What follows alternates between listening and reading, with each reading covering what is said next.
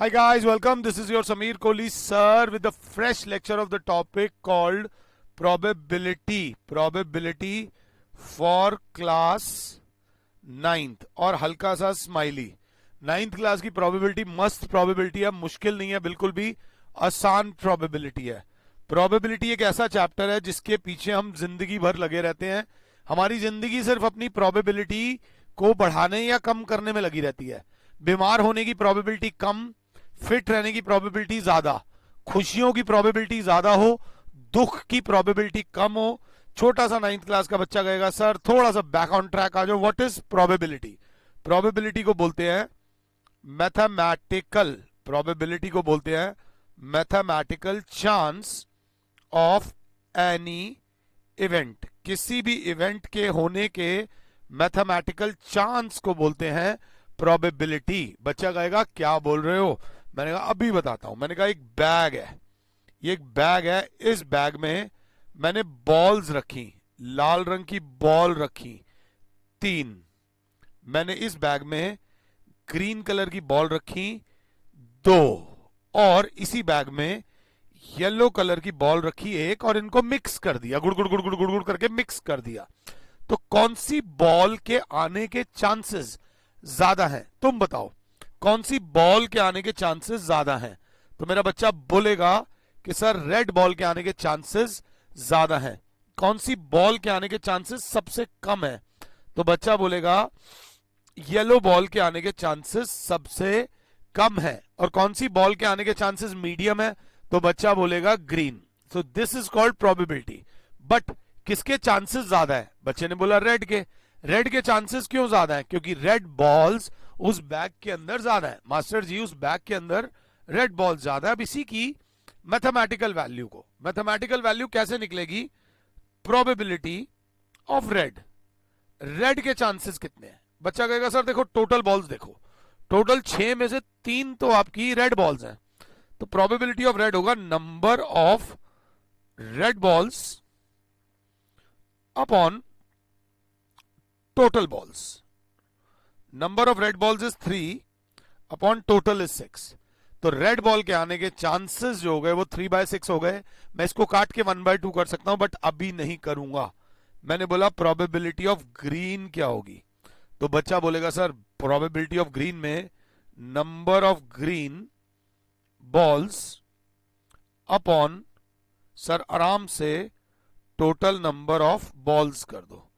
Green balls हैं 2 upon 6, और probability of yellow अगर देखा जाए तो number of yellow balls upon total number of balls कर दो. तो ये हो जाएगा 1/6, अगर मैं समझा पा रहा हूं तो.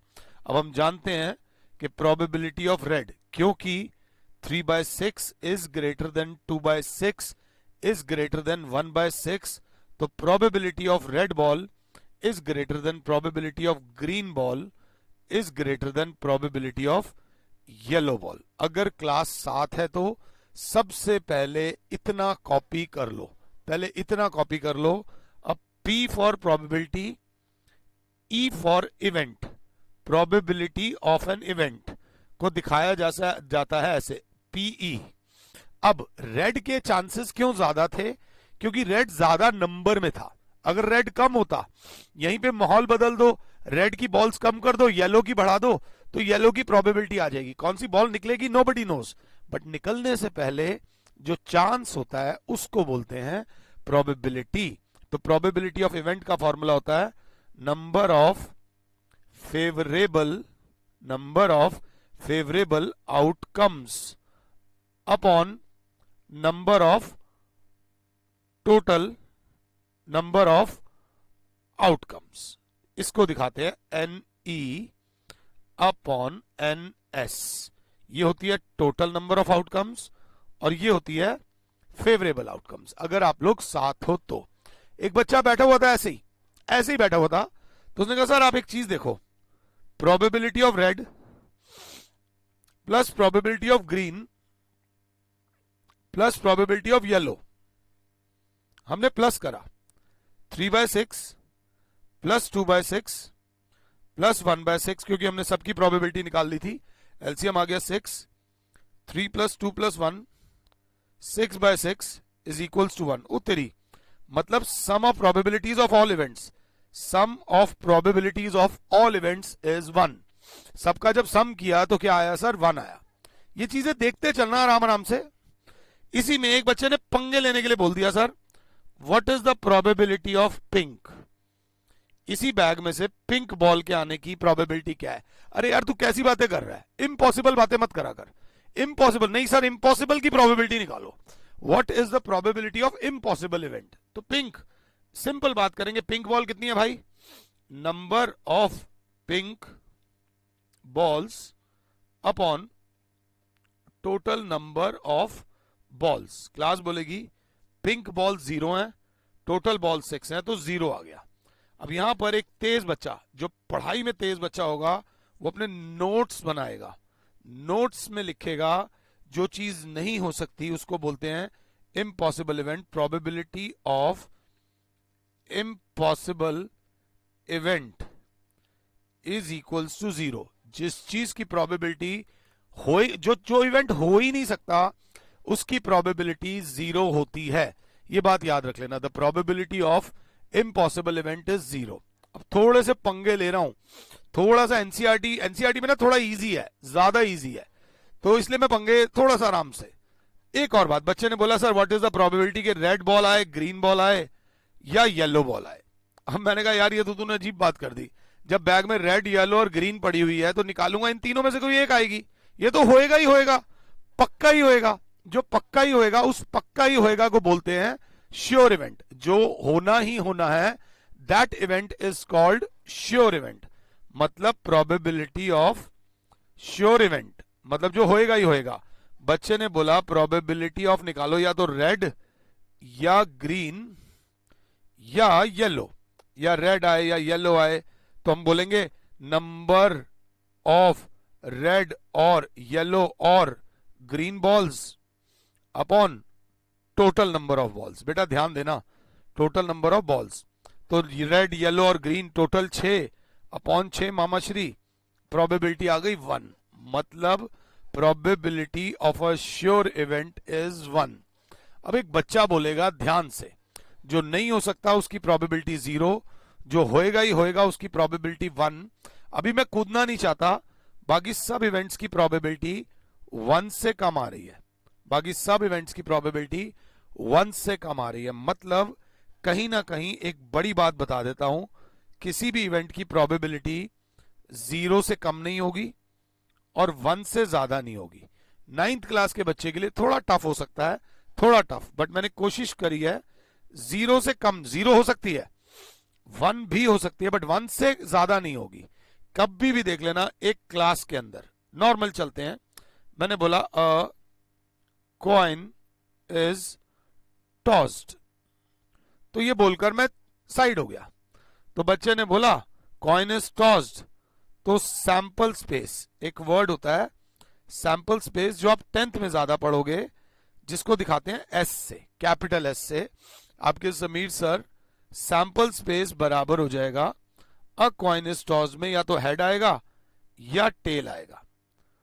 टोटल आउटकम्स कितनी आ गई? 2 आ गई। टोटल आउटकम्स 2 आ गई।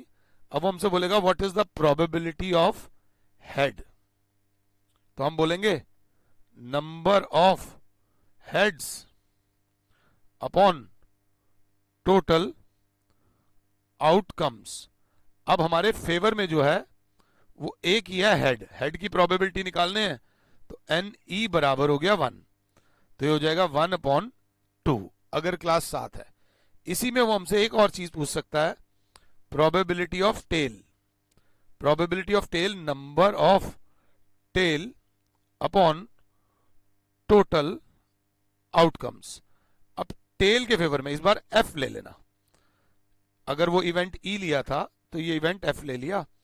फेवर में एक ही है, नंबर ऑफ फेवरेबल आउटकम्स हो गए 1, तो 1/2। जरूरी नहीं प्रोबेबिलिटी बराबर आए, ये हेड की प्रोबेबिलिटी हो गई, ये टेल की प्रोबेबिलिटी हो गई, एक हेड की प्रोबेबिलिटी हो गई और एक टेल की प्रोबेबिलिटी होगी। अगर ध्यान से देखो तो तो अब बच्चा बोलेगा सर प्रोबेबिलिटी ऑफ हेड हो गई 1/2, प्रोबेबिलिटी ऑफ टेल हो गई 1/2। पहले बात समझ लेना, probability of head plus probability of tail अगर हम करेंगे तो 1/2 plus 1/2 is equals to 2 LCM आ जाएगा, 1 + 1 इज 2/2, कैंसिल होकर आ गया 1।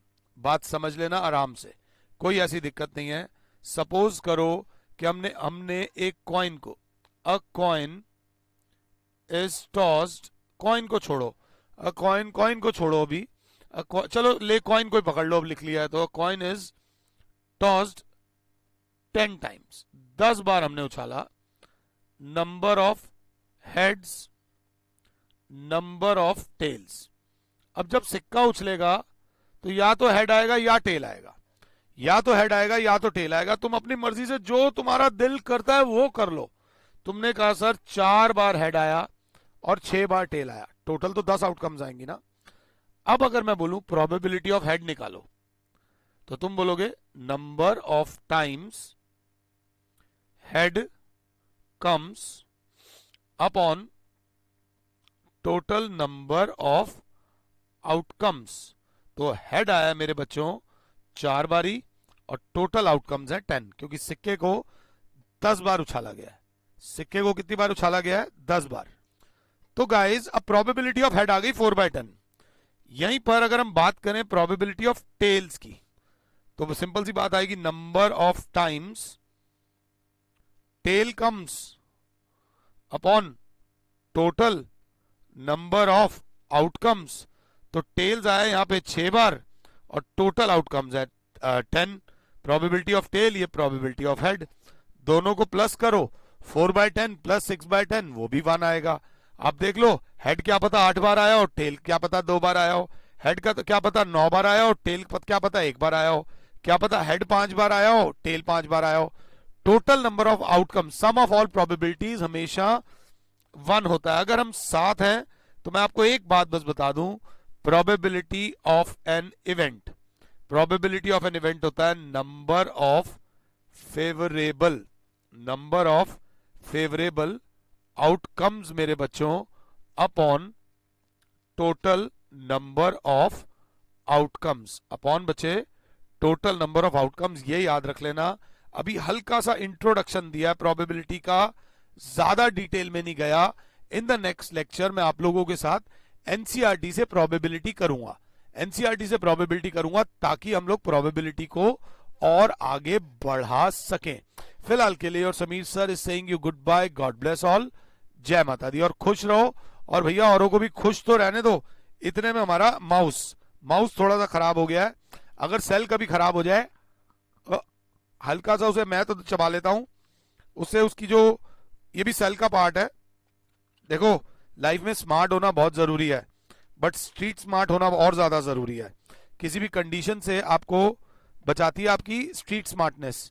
तो ये स्ट्रीट स्मार्ट अगर नहीं होगे तो दिक्कत रहती है। थोड़ा सा स्ट्रीट स्मार्ट होके चलोगे तो बहुत फायदा। और ये हो गया ठीक सेल। फिलहाल के लिए Sameer sir is saying you goodbye, God bless all, जय माता दी।